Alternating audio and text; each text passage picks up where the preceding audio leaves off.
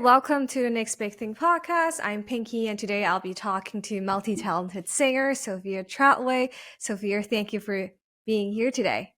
Hi, thank you for having me. So, just a general question: can you tell us what have you been up to? Yes, so I've been up to recently I just released a single called Title and I'm super excited that it's out. So that's kind of what I've been up to.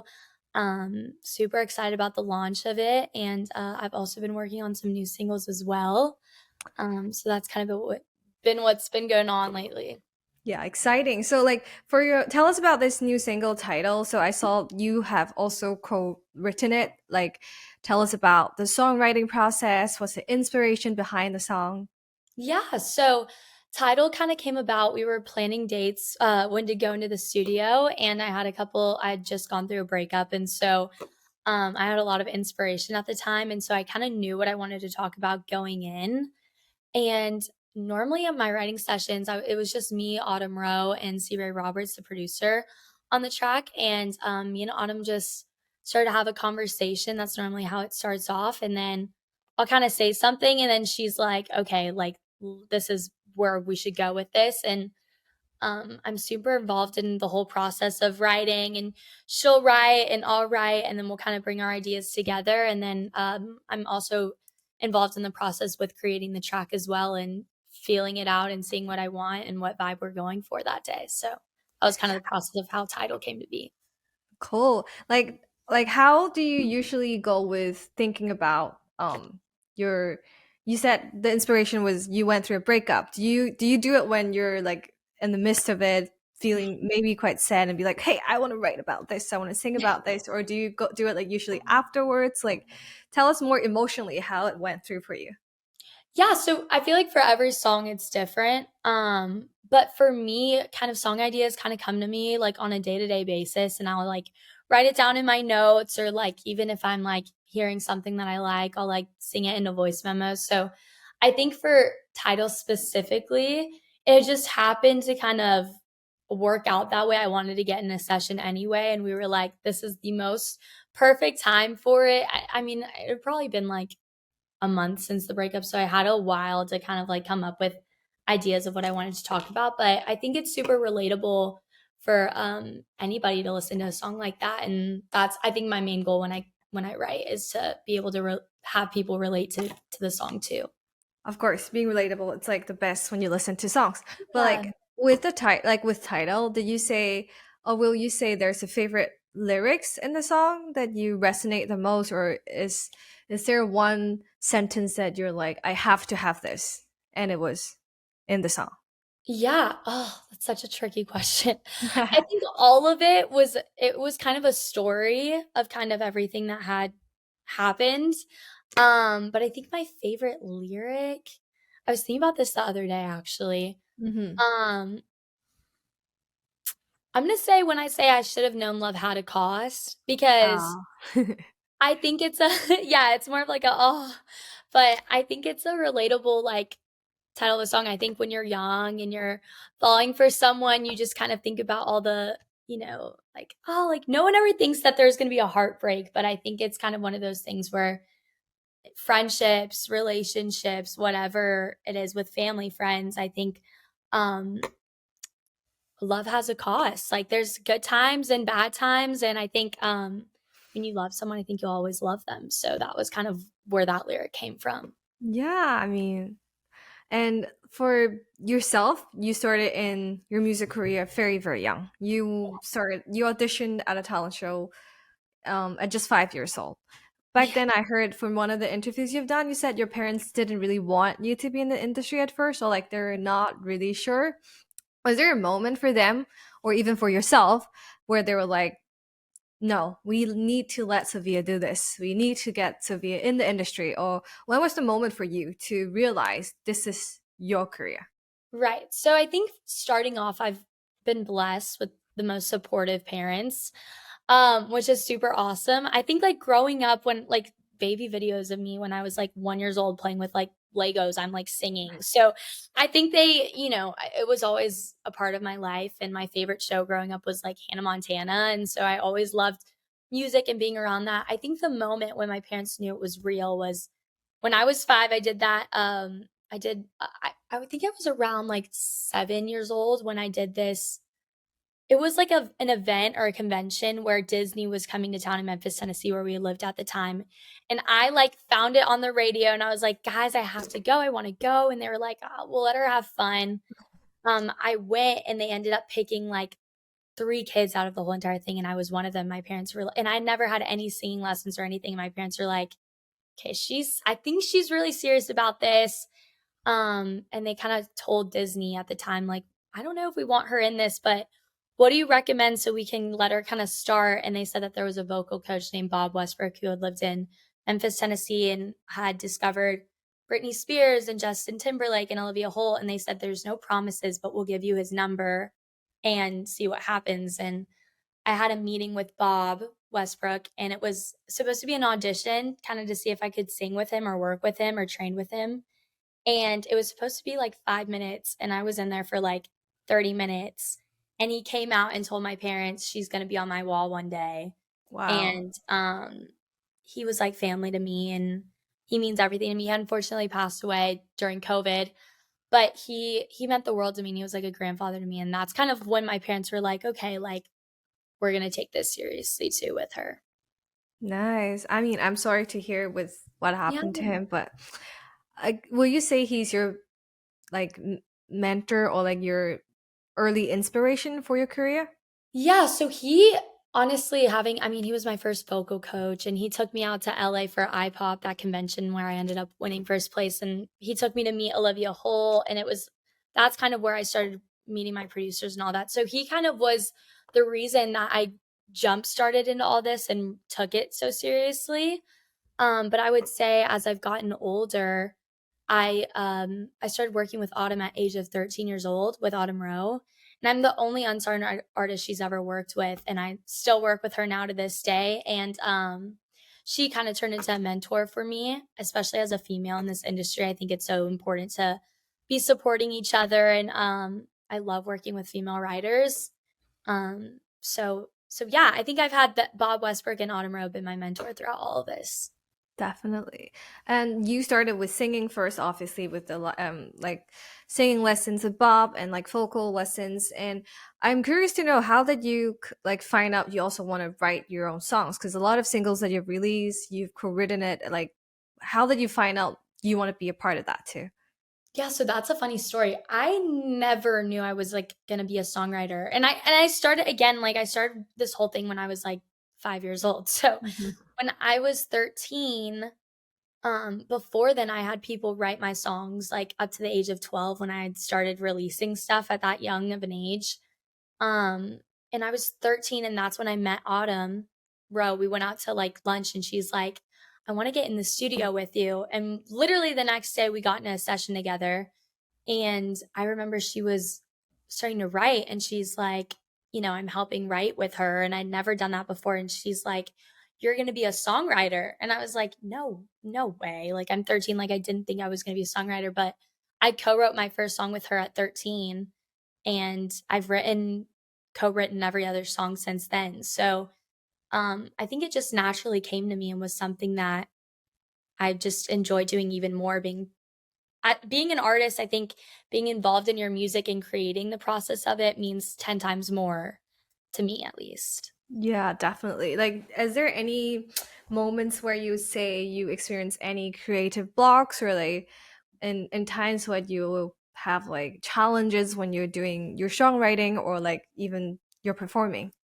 Right. So I would say, I think something that happens to me when I'm super caught up in a storyline. Sometimes I notice like I'll try to write a song that's super similar to the one that I had just written because I normally when I do sessions, I've done 2 weeks of making 5 songs, which is a short amount to create 5 songs, right? So I love doing it and I get in there every day. And I think sometimes I just need a little bit of a push to be like, hey, Sophia, like, let's take it in this direction. And that's when I have a great team that helps me come up with those different ideas and how to keep it relatable and something that I'm still going through, but um, kind of switch it up and bring something new to the table. So that I would say is my biggest like writer's block. I think in the beginning, like deciding what storyline I want to go with So is that you would say like how you tackle like how you get through it. It's mostly having your team push, giving you that push, and yeah. like I think that's it's just great. all about having real people with you and just being like, "Hey, I love you, but like let's take it in this direction." And you're like, I either like that direction or not, but normally like they always guide me in the way that I want to go. Yeah, that support. It's all you need to get through. Yes. We Wait, all with need a little help. definitely. And with all the songs you've released so far, is there a favorite one that you would say? I they're all like my babies. Like that's such a funny thing to Yeah. say, but they all mean a lot to me. I would say my favorite I think I was so excited to release Tidal because it did mean a lot to me and I had held it for a long time before I decided to show it to the world. So to me right now it's the most special. Um but also like Close to Me was a really fun one to write. I really took a lot of direction when it came to creating that song, so that song also means a lot to me. And a couple of unreleased stuff um that I'm excited to release hopefully soon is another one of my very big favorites, but it's not out yet, but it will soon. So, Exciting. And yeah. like for a lot of your previous songs, like even with title, you said it's like breakup, a lot of things about relationships. Do you know if any of your exes actually listen to it? Or do you feel like what do you feel when you think about that? Like if they actually listen to it and they kind of know you're talking about them. Yeah, that's that's really you say that. I think, it's kinda like a Taylor Swift moment, right? Like, she's all about Right. writing her own songs, and it's so funny because our music is pretty different, Hmm. but I do kind of go in that direction. I think it's my favorite to write about. But I would say when it comes to, like, knowing if they listen to it, I definitely have, like I've never ended a relationship on a bad note, like, That's which is good. good. Yeah. So I have a friendship, with them all, and so I think when it comes out, I actually they'll text me and be like, "Congrats on your song," which is super sweet, but I have no idea if they know if it's about them, but I'm sure they do because there's little messages in there that I think only Only they know. only they Only you guys know. right, That's so so fun.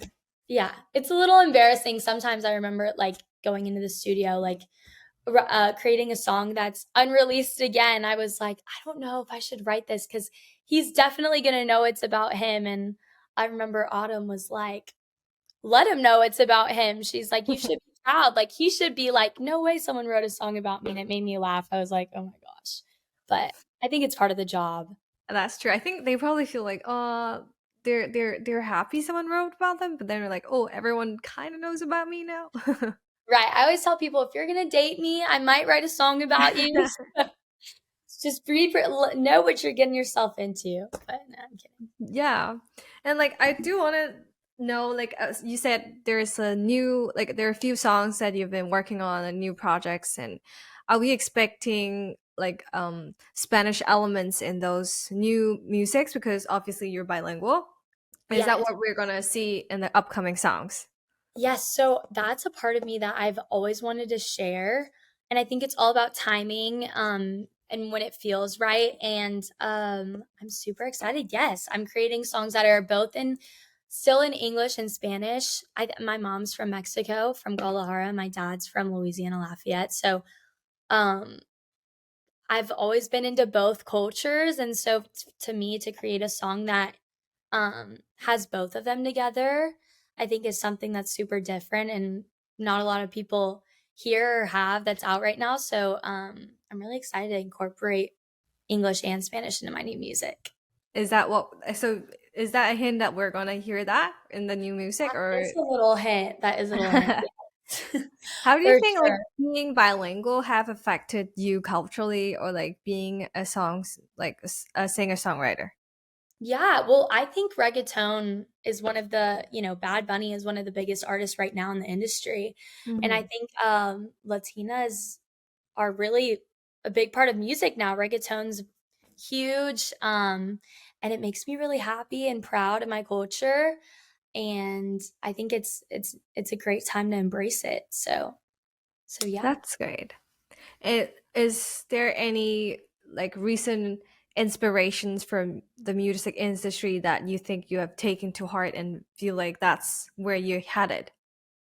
Yeah, so I'm super into like, pop music, but as well as reggaeton and R&B, and B. And so I feel like when you listen to my music, also like Y2K vibes where it was in Kiss and Tell. So when you listen to my music, I think just we when we create, I've always said like I want to make a lane that's like a Sophia Treadway lane, right? Like something no one's Yeah. done before. So I really like, there's no box you have to put yourself under. So I think it's all about the art and creating something that still feels like yourself, but also incorporates all those genres into one. So that was, I think, the goal with this music is to just have fun with it, make it feel fresh and make it feel like me, but incorporate all those sounds into one. Yeah, you said before like you consider yourself mostly in the pop, but you like to mix a lot of different elements into your own music. Is that still the path that you're heading to be the Sophia Treadway lane? For sure. I think that's the path that I want ahead. I love pop music. I've always loved pop.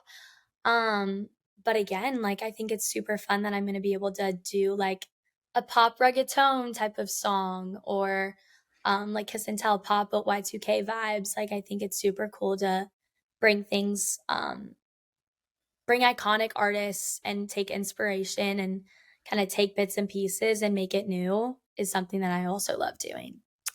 When you talk about like the new music into the old elements or like mixing everything together, will you say out of I would like to ask the question like imaginative question like if there is one person in the whole wide world you would like to collaborate with, dead or alive, who would that be?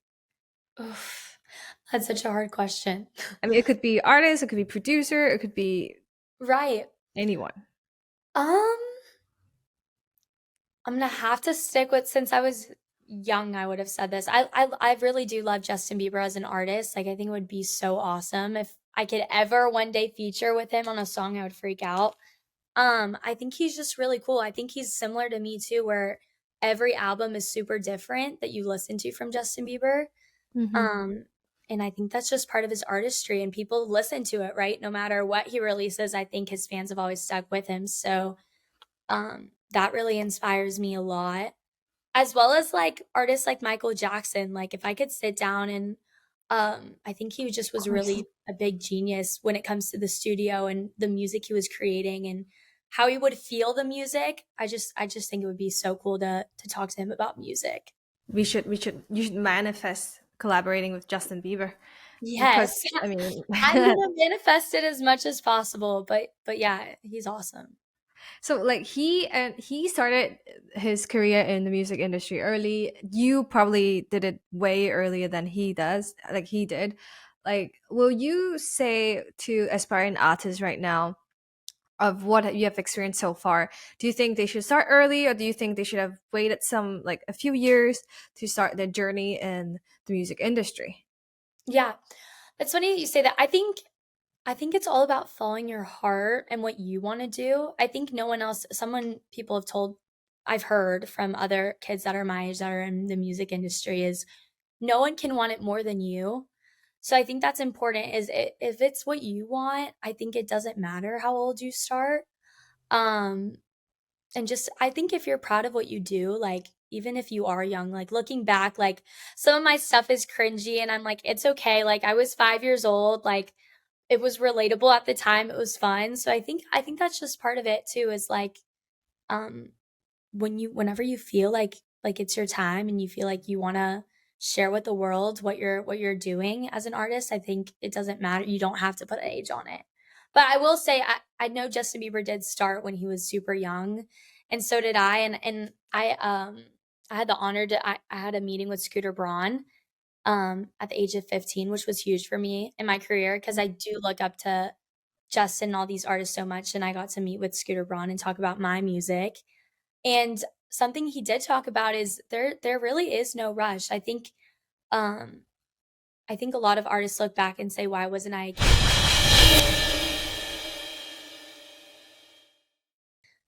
Talking to someone like Scooter Braun, who you've looked up to in the industry and who he's worked with, I took a lot. of everything he said to me. I took it in. And it was all great feedback, and it was all like, you know, make sure to be a kid and also continue to do what you're doing, and there's no rush. And I think that's something that I've really taken to heart. And as much as I am working and being in the studio, I also do make time to be a kid as well, because I think that's super important to have a balance. Was that difficult, will you say, when you're starting early and having to balance work and living life as a kid? Have it Yeah. affected you, or like what's your experience with that? No, yeah, it definitely has not affected me in a bad way. I did miss out on some things, like, I didn't go, like, to normal school all the time, like, I kind of went back and forth, but I'm friends with the girls in my hometown. Whenever I see them, I hang out with them, and, um, I think I've done a really good job about balancing all of that. And even though I went to LA in high school and I didn't go to normal school, I don't think I missed out on much, because I did a really good job about, going to high school hangouts and, doing all of the fun things, but also doing what I love. And so And I think, then you have more experience in doing what you love to, even though you might miss out something in right. I think if you love what you're doing, then you don't feel like you're missing out on um being a kid. But I do make sure to, like, prioritize both parts of my life. that's cool. Like, what are the tips if you're telling young artists that are starting in the industry? Like one of them, which you just said, would be like balancing as living a kid and then enjoying doing music. But like, what else would you say to them? I would also say, just to make sure you truly are happy and love what you're doing, because I know so many people that, maybe don't love it as much, or they've lost the love that they had at the beginning with it, because they, felt like they gave up their childhood. But I think it's important to, have those friendships, like, even out in LA, and be friends with people that are in the industry, and also get what you're doing because they're living it too. That's been super helpful. And I think my advice would just be, stay close with your family and friends and have fun, um and don't lose the love for it. Yeah, I mean that's essentially what you need to do. Right. That would be my advice. That would be cool. Thank you, Sophia, for your time today and telling all us about your journey about being an artist and obviously your new title. So, where can we find us? Where can we find you? Where can we find title? Yes, so you can find Tidal. It's out on all platforms, on Spotify, Apple Music, iTunes, everywhere. Sonos, it's awesome now, because now everything's everywhere. So you can find it on YouTube. It's out on all platforms. You can find it, just Sophia Treadway Title. Cool. Thank you, Sophia. Thank you for having me.